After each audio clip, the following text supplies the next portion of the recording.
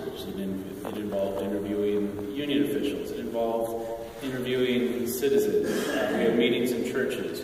We had meetings at CMHA. We walked up and down Kinsman and talking to folks in barbershops.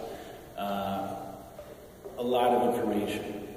And you know, looking at all of it to try and determine, like I said, about whether police use excessive force. And in December of 2014, we issued our findings. It was a 54-page, essentially a letter to the city saying that we had in fact found that they used excessive force, and that sort of manifested itself in 4 ways. Use of deadly force, which is obviously, you know, firearm shooting. Excessive use of non-deadly force, such as tasers or batons or hitting people. Excessive force as it related to mentally ill people or people in crisis. And then the 4th element was sort of using bad tactics that unnecessarily escalated a situation instead of de-escalating the situation. And then from there, all along, our goal was not to play gotcha with the police or you know, publicly shame them. The goal was to find comprehensive solutions that would change us, that we could all work together and make the department better. And so we embarked on sort of the second wave of talking to people.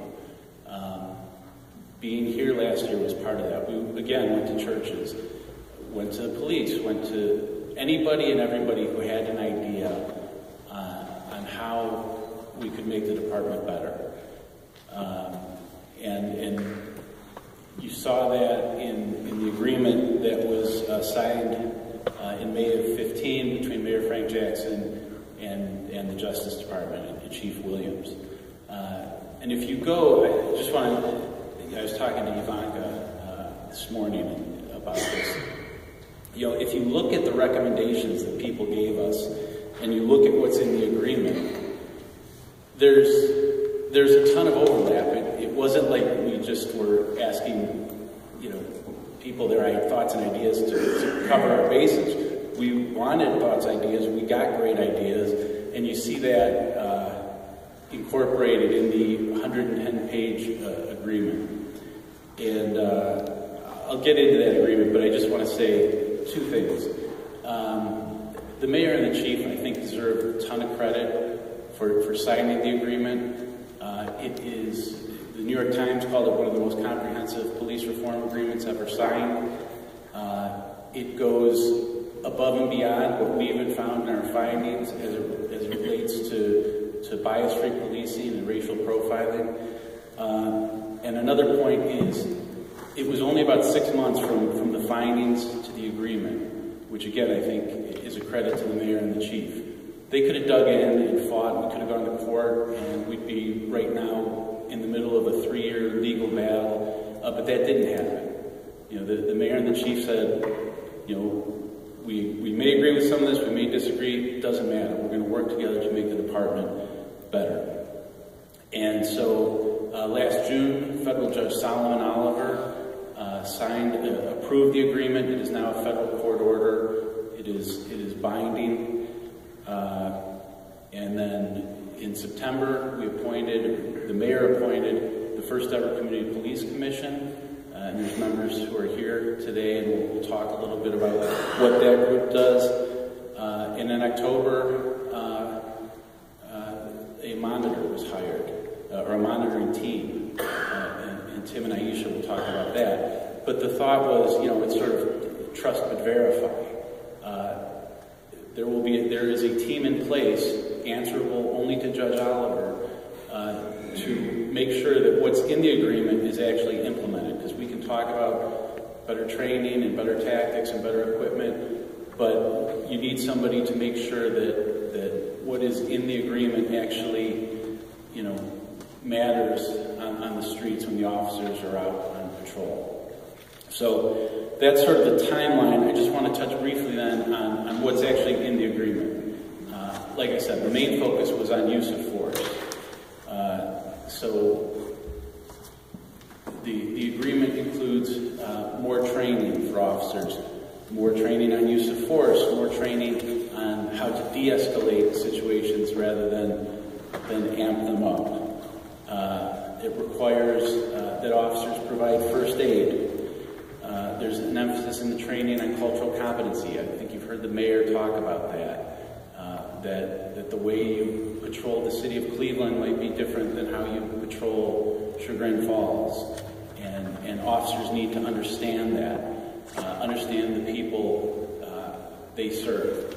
And then in November there was a charter amendment approved that gives the city more leeway in how they hire officers. And the goal there is to make the department more diverse and to make the department look more like the people they serve. Another key focus in this is community engagement and community policing. One of the things you saw in the findings letter was sort of a breakdown in community policing, that it wasn't being done in any meaningful way. So officers have disagreed with that, and that's fine. But the point is to improve the relationship between the community and the police. And so to that end, we've created the Community Police Commission. And then under that, there will be, there have always been sort of neighborhood and district police groups, but the thought is to improve that and make it more inclusive. So it's not just, the same 10 people saying, great job, officers, but that it's actually a real dialogue between the people in the community. The police are they're in the process of developing a comprehensive community policing plan, and the Policing Commission has input into that, and we'll weigh in on that. And they're also developing a bias-free policing program, which I think is sort of like lawyer talk for racial profiling. How do we make sure that isn't happening? And that sort of touched on one of the most interesting things in the agreement, which drives Steve Loomis crazy. Greater emphasis on tracking all interactions. Previously, I could pull you over, we have an interaction, but if I don't arrest you or ticket you, there's no record of that. And now officers, not now, but in coming months and years, officers will be required to when I say record, I mean note every interaction with people, their race, their gender, where did it happen, how long, did you pat them down? And the goal in all of that is then to create a database where we can sort of look at trends and look at numbers. So it's not just anecdotal. Officer Smith, only pulls over black guys between the ages of 25 and 18, but actually, are there numbers? Let's look at that. Let's see if the data supports that. Another topic was crisis intervention. Yes, ma'am. Oh, I'm sorry. I'll speed it up. Crisis intervention, and I'll just touch on this briefly because Bill Denahan's going to really dive into this. But the creation of a mental health advisory committee with a command staff level person responsible for that. So somebody who answers directly to the chief on how police interact with mentally ill, people who are on drugs, people who are in crisis. And better training and 24/7 coverage of people who have the specialized training. Because what we said is, if you've got a group of officers who have this great training, but they all work the same shift in the 3rd district, that might not help you, in the 2nd district if you've got a problem at 3 in the morning. Another area is as it relates to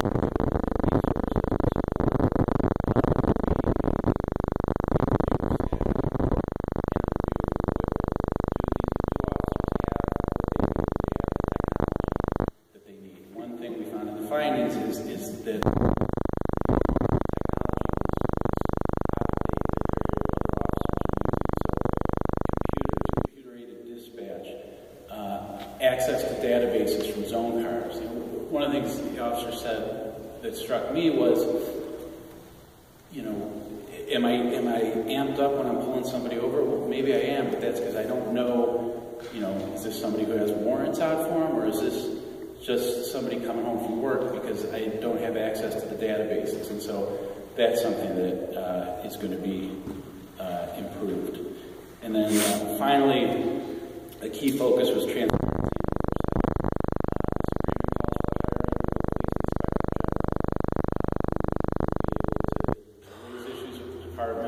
With the chief and dig into those, and the Community Police Commission will be able to point the Inspector General into things that they think should be looked at.